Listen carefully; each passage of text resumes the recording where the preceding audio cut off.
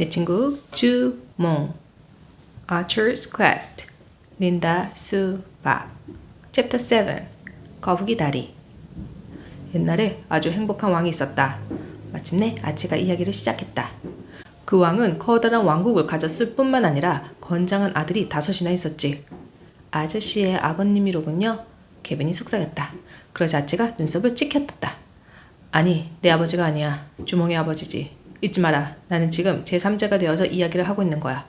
아치는 얼굴을 잔뜩 찌푸렸다. 그리고 자꾸 끼어들지 마라. 좋은 이야기란 원래 흐르는 폭포 같은 것이다. 이야기의 흐름을 자르면 불쾌한 침묵이 찾아올 수 있다. 아, 미안해요. 케빈이 사과를 했다. 아치는 잠깐 동안 앞을 뚫어지게 응시하더니 다시 이야기를 계속했다. 5명의 건장한 아이들은 물론 축복이었다. 하지만 왕은 괴로웠다.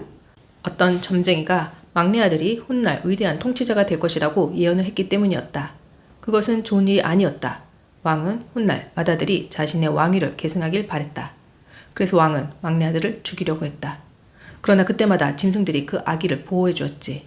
결국 왕은 막내 아들을 죽이려던 건 포기했지만 경비병을 붙여서 감시를 늦추지 않았다. 왕비는 아들들을 모두 사랑했기 때문에 그런 일을 보며 슬퍼했다.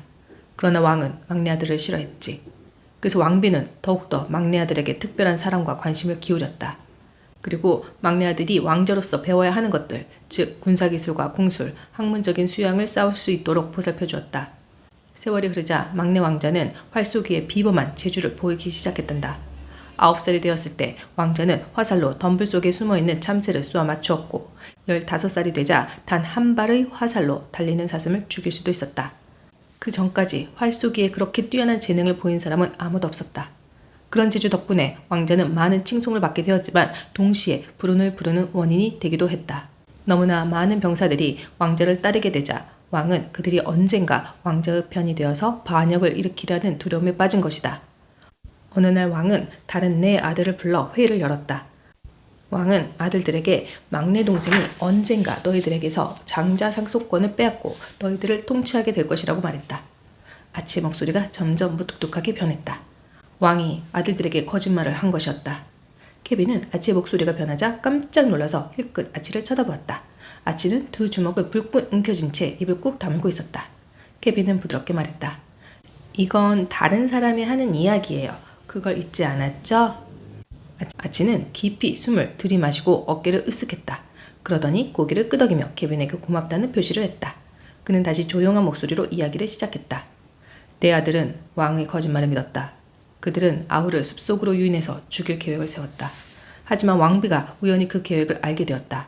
왕비는 막내 아들에게 이 사실을 알리고 그날 밤에 몸을 피하라고 말했다. 왕자는 자신의 소중한 활과 가장 좋은 화살들을 챙겨서 몰래 궁전을 빠져나왔다. 아치의 목소리가 속삭이듯 작아졌다. 그의 눈동자는 어느 먼 곳을 바라보며 똑바로 앞쪽을 응시하고 있었다. 아치는 지금 여기에 없어.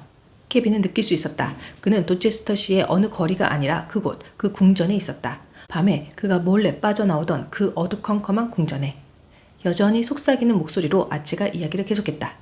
마국간에서 그는 충성스러운 친구 몇 명을 만났다. 그가 미리 일러뒀기 때문에 그 친구들은 말과 약간의 필수품을 준비하고 나왔다. 그들은 말들을 끌고 살그머니 마국간을 빠져나왔다. 그리고 꽤 멀리까지 간 후에야 비로소 말에 올라타고서 숲속을 따라 남쪽을 향해 달렸다. 예맥족들이 사는 미개한 나라를 향해서. 그래서 예맥이란 나라가 등장한 것이다. 주몽과 친구들은 밤새도록 말을 달렸다. 동이 텄을 때 그들은 산비탈을 내려가다가 뒤를 되돌아봤다. 저 멀리 아래쪽 길에서 수많은 말발굽이 일으키는 거대한 먼지구름이 보였다. 그들이 도망쳤다는 사실이 발각된 것이다. 형제들은 즉각 추격에 나섰고 환하게 날이 밝았기 때문에 그들은 빨리 쫓아올 수가 있었다. 이제 아치는 살짝 케빈 쪽으로 몸을 기울이며 걷고 있었다.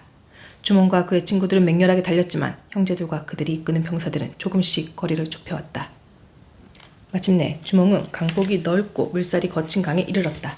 그 강에는 다리가 없었다. 도저히 강을 건널 수 있는 방법이 없었다. 그들은 덫에 갇힌 셈이었다. 주몽은 강폭이 좀 더 좁고 걸어서 건널 수 있을 만한 곳을 찾기 위해서 강가를 따라 말을 달렸다. 이제 적들은 숲속에서 그들이 외치는 함성 소리가 들릴 정도로 바짝 다가왔다. 주몽은 겁에 질린 친구들의 얼굴을 보았다. 그는 마음속으로 생각했다. 내가 이 사람들을 여기까지 데려왔다. 이 사람들은 나 때문에 위험해졌어. 이 사람들을 구해야만 해. 주몽은 자신에게 남아있는 유일한 물건, 즉 자신의 활과 화살, 그리고 자신의 활 쏘기 솜씨의 모든 것을 맡기기로 결심을 했다. 케빈은 어느새 두 주먹을 불끈 쥐고 있었다. 이제부터 피비린내 나는 상황이 전개될 것 같았다. 주몽은 3개의 화살을 쏘았다. 하나씩 차례로. 하지만 적을 향해서가 아니라 강물 속으로 쏘았다. 케빈은 입술을 꾹 다물고 질문이 터져 나오려는 것을 간신히 참았다. 주몽이 왜 그랬죠? 그건 화살 낭비잖아요. 3번째 화살이 강에 들어가자 강물이 갑자기 흐름을 멈췄다. 그리고 잔물결 하나 없이 잔잔해지더니 수많은 커다란 거북이들이 수면 위로 떠올랐다. 거북이들은 겹겹이 몸을 포개 거대한 다리를 놓았다. 딱딱한 등 껍질들로 강물을 건널 수 있는 다리를 만든 것이다. 케빈은 도저히 입을 다물 수가 없었다. 말도 안 돼. 하지만 케빈은 재빨리 입을 다물었다. 다행히 아치는 케빈이 끼어든 것을 알아채지 못하는 것처럼 보였다. 아치는 이야기의 세계에 깊이 빠져 있었다. 주몽과 그의 일행은 무사히 강을 건넜다. 마지막 말의 발굽이 건너편 강 기슭에 닿자 거북이들이 만든 다리는 뿔뿔이 흩어졌고 강물은 다시 거세게 흐르기 시작했다. 강둑으로 올라간 주몽은 맞은편 강가에 멈춰서서 어쩔 줄 모르는 형제들의 당황한 얼굴을 바라보았다. 배도 없고 다리도 없는데 어떻게 주몽이 저 거센 강물을 건넜단 말인가. 당황해서 어리 빠진 모습, 그것이 주몽이 본 형제들의 마지막 모습이었다. 형제들은 주몽을 잡을 수가 없었다. 주몽은 살았다. 살아서 자유의 몸이 된 것이다. 아치는 눈을 깜빡거렸다. 그는 비로소 현실로 돌아온 듯 보였다. 그리고 의기양양한 표정으로 케빈을 쳐다보았다. 도저히 믿을 수가 없었다. 어떻게 화살을 가지고 거북이들에게 신호를 보냈단 말인가. 게다가 어떻게 거북이들은 자신들이 무엇을 해야 되는지 알 수 있었단 말인가. 또 어떻게 거북이들이 그 무거운 말들과 사람들의 무게를 버텨냈단 말인가. 불가능했다. 오늘은 정말이지 불가능한 일들의 연속이었다. 그렇지만 그럼에도 불구하고 멋진 이야기였다. 우와, 아치 놀라운데요? 두 사람은 말없이 걷고 또 걸었다. 케빈은 머릿속으로 그 이야기를 다시 떠올렸다. 필사적인 한밤의 탈출, 새벽의 추격, 소용돌이 치는 강물, 거센 물살 속으로 사라지는 3개의 화살, 그러자 수면 위로 떠오른 거북이들. 케빈은 자신이 얼마나 오랫동안 생각에 빠져 있는지도 깨닫지 못했다. 어느새 그들은 도체스터 주립대학교로 가는 분기점에 도착해 있었다. 그들이 서 있는 왼편으로 가면 대학교 정문이 나왔다. 케빈은 104번 도로와 합쳐지는 진입로 방향인 오른쪽으로 걸어갔다. 진입로에 도착하자 케빈은 왼쪽을 살폈다. 육교가 없었다. 오른쪽을 보았다. 저쪽에 반대 방향으로 약 800m 내려간 곳에 육교가 있었다. 길을 건너려면 다른 방법이 없었다. 일단 육교까지 가서 길을 건넌 후에 다시 왔던 방향으로 길을 거슬러 올라가야 했다. 그들은 말없이 육교로 걸어가 계단을 올라갔다. 아치가 쇠 살대를 댄 육교 밑을 내려다보았다. 자동차들이 육교 밑으로 쌩쌩 달려갔다. 와, 엄청 빠르구나. 너희들의 용수레는. 아치가 소리쳤다.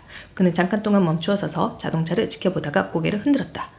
왜 저렇게 서두르는지는 모르겠군. 케빈은 아치가 혼잣말을 한 것이길 바랬다. 왜냐하면 케빈도 적당한 이유를 말해줄 수 없기 때문이다. 다행히 아치는 더 이상 아무 말도 하지 않았다. 길 건너편으로 계단을 내려온 다음 그들은 동물원 쪽으로 향했다. 거의 다 왔어. 케빈은 생각했다. 그런데 도착해서는 뭘 하지? 일단 아치에게 동물원이 무엇인지 설명해 주어야 할 것이다. 기원전에도 동물원이 있었을까? 아마 없었을 것이다. 아치! 우린 동물들이 많이 사는 곳에 가는 거예요. 케빈이 설명을 하기 시작했다. 왼편의 고속도로를 달리는 차량들 소리 때문에 케빈은 목소리를 높였다. 아치의 얼굴이 환해졌다. 많은 동물이 사는 곳이라고? 산인가? 하지만 여기에는 산이 보이지 않는데. 그러면 숲인가? 아치가 물었다. 아니요. 거기는 사람들이 전 세계에서 가져온 동물들을 키우는 곳이에요. 거기 동물들은 자유롭게 돌아다니지 못해요. 울타리 안에 있거나 우리 안에 있거나 해요. 사람들이 구경을 하러 오고요. 사람들은 그곳에서 연구도 해요. 우리가 동물들에 대해서 더 많은 것을 알 수 있도록 말이죠. 아, 나도 그런 이야기를 들어본 적이 있어. 아치는 흥분한 것처럼 보였다. 오래전에 중국의 위대한 황제인 문왕이 궁전마당에 거대한 정원을 만들고 동물들을 키웠다더군. 그 정원은 지혜의 정원으로 알려졌다는데 그것은 현자들이 그곳에 와서 동물들을 보며 세상의 의문에 대해 토론했기 때문이라는 거야. 그곳을 내가 직접 찾아가게 되다니 꿈만 같군. 글쎄, 이것도 나쁘지는 않았다. 아치가 동물원에 대해 그렇게 생각한다면 그곳에 도착했을 때 이상하게 행동할 가능성이 적어질 것이다. 사실 케빈은 동물들이 자유롭게 돌아다니는 대신 우리 안에 갇혀있는 모습을 보고 아치가 당황하고 충격을 받을까봐 내내 걱정을 했다. 아마 동물원의 역사는 케빈이 짐작했던 것보다 훨씬 더 오래된 모양이었다. 케빈은 동물원이 비교적 현대에 만들어진 시설이라고 생각했다. 그런데 호랑이가 그 정원에 사나? 아치가 들뜬 목소리로 물었다. 케빈은 고개를 끄덕였다. 하지만 모르겠어요. 제 말은 어떻게 해야 할지 확실히 몰라서. 도대체 내가 무슨 생각을 하는 거야? 일단 동물원에 도착한다 해도 아치가 호랑이 등에 껑충 뛰어 올라가 달릴 수 있겠어? 혼자 걱정하지 마, 어린 친구. 나를 호랑이가 있는 곳으로 데리고 가. 그러면 우리가 할 일을 알게 될 거야. 마침내 그들은 동물원의 널찍한 주차장에 도착했다. 케빈은 걸음을 멈추었다. 내키지는 않았지만 아치에게 말해야만 했다. 아치, 저 안으로는 활과 화살을 갖고 들어갈 수가 없어요. 그러니까 아저씨는 여기 바깥에서 기다려도 돼요. 아까처럼 말이죠. 그러면 제가 들어가서 상황을 살펴볼게요. 하지만 아저씨가 나와 함께 들어가고 싶다면 그 활과 화살들은 어딘가에 숨겨야 해요. 아치는 팔짱을 끼고 얼굴을 찌푸렸다. 그러나 케빈은 아치에 대해 점점 많이 알아가고 있었다. 아치는 나에게 화를 내지 않아. 아치는 법을 지켜야 한다고 화를 내지 않아. 곧 아치는 주차장 가장자리를 따라서 걷기 시작했다. 케빈은 아치의 뒤를 따라갔다. 들어가야겠다. 아치가 뒤를 돌아보며 말했다. 아주 잠깐 동안만. 지혜의 정원을 볼 기회는 그리 흔하지 않으니까. 주차장 한쪽 구석에 커다란 쓰레기통이 있었다. 그 안은 달랑 비닐봉투 2개만 들어있을 뿐 텅 비어 있었다. 아치는 활과 화살을 그 비닐봉투 안에 넣었다. 케빈이 아치를 도와주려고 다가가자 아치가 날카로운 눈초리로 케빈을 가로막았다. 깜빡했다. 다른 사람 누구도 아치의 활과 화살에 손을 대지 못하는데 말이야. 아치는 비닐봉투를 조심스럽게 다시 쓰레기통에 넣었다. 그런 다음 한 걸음 뒤로 물러서서 과연 소중한 물건을 보관해둘 만한 가치가 있는 물건인지 평가하려는 듯 쓰레기통을 날카롭게 노려보았다. 아치는 선언했다. 하지만 우리는 지혜의 정원에 오래 머무지 않을 것이다. 활과 화살을 내 몸에서 오래 떼어낼 수는 없어. 이것들을 두고 가려니 벌써 마음이 편하지가 않다. 아치는 몸을 돌려서 동물원 입구를 향해 힘차게 걸어갔다. 케빈은 종종 걸음으로 아치를 쫓아갔다. 매표소 앞에서는 줄을 서서 기다리는 사람이 하나도 없었다. 케빈은 얼른 앞으로 걸어가서 입장권 2장을 샀다. 학생은 1달러고 어른은 4달러였다. 케빈은 남은 전 재산인 10달러 지폐를 내고 5달러를 거슬러 받았다. 드디어 돈 드는 탐험이 시작된 셈이었다. 매표원 앞을 지날 때 케빈은 긴장했지만 여직원은 그들을 주의 깊게 보려고 하지도 않았다. 여직원은 아치의 옷차림을 무슨 무술 복장쯤으로 생각하겠지. 아마 전에도 이상한 사람들을 많이 봤는지 몰라. 동물원은 그리 크지 않았다. 케빈은 고양이과 동물들이 있는 장소를 정확하게 알고 있었다. 오른쪽 보도를 따라 걸어간 2사람은 1분도 안 되어 호랑이 울타리 앞에 섰다. 2사람이 서 있는 곳에서 제일 멀리 떨어진 곳에는 실내 복합 건물이 한 채 있었는데 그 안에는 커다란 지붕이 덮여있는 우리들과 야생동물들과 동물들의 전시실이 있었다. 고양이과 동물들은 언제든지 마음이 내킬 때면 우리를 나와서 바깥 전시실로 나갈 수가 있었다. 우리 바깥은 양쪽에 2개의 커다란 콘크리트 담장이 서 있었고 앞이 확 트인 넓은 공간이 있었다. 그곳에는 호랑이들이 올라가서 누울 수 있는 큼직하고 납작한 바위들과 굵은 통나무들이 있었다. 그리고 왼편에는 나란히 붙어있는 다른 동물 우리에서 자란 커다란 나무의 나뭇가지들이 담장 위로 드리워져 있었다. 오른편에는 키 작은 나무들로 정글 비슷하게 꾸며놓은 구역이었다. 아래쪽 바닥에는 물을 채워놓은 해자가 빙 둘러져 있었고 해자는 또 수직 콘크리트 담장으로 막아놓았다.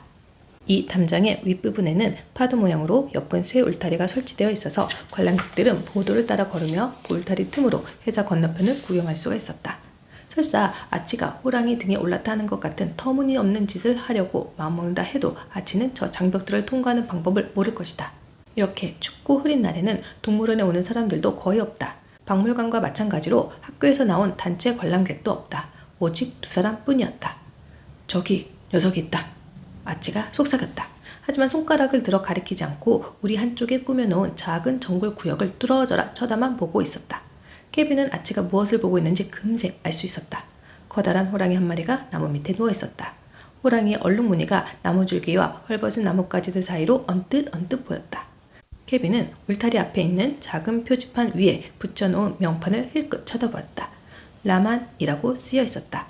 저 호랑이의 이름일 것이다. 인도 벵골산 호랑이, 고양이과, 수컷, 샌안토니오 동물원에서 1996년 3월 25일 출생. 아치는 이렇게 먼 거리에서 저 호랑이가 수컷인 걸 어떻게 알 수 있었지? 그냥 운 좋게 맞춘 것인가? 이제 막 어른이 된 놈이야. 마치 교회나 성스러운 장소에라도 있는 듯 아치는 계속 작은 목소리로 소곤거렸다.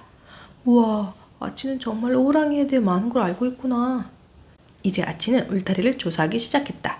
그의 이마에는 주름이 잡혔고 눈매는 가느스름해졌다. 그는 조금씩 주변을 살폈다. 그런 다음 콘크리트 담장수의 울타리 틈으로 아래쪽의 해자를 노려보았다. 와, 아치는 집중력이 대단한걸? 케빈도 해자를 내려다보았다. 물은 초록색이고 더러워 보였다. 물 위에 커다란 나무 그림자가 비치고 있었다. 케빈은 아치가 지금은 뭘 보고 있는지 궁금해서 고개를 들었다. 아치가 없었다. 아치? 케빈은 주위를 두리번거렸지만 아치의 모습은 어디에서도 보이지 않았다. 어떡하지? 자기 맘대로 돌아다니는 거 아니야?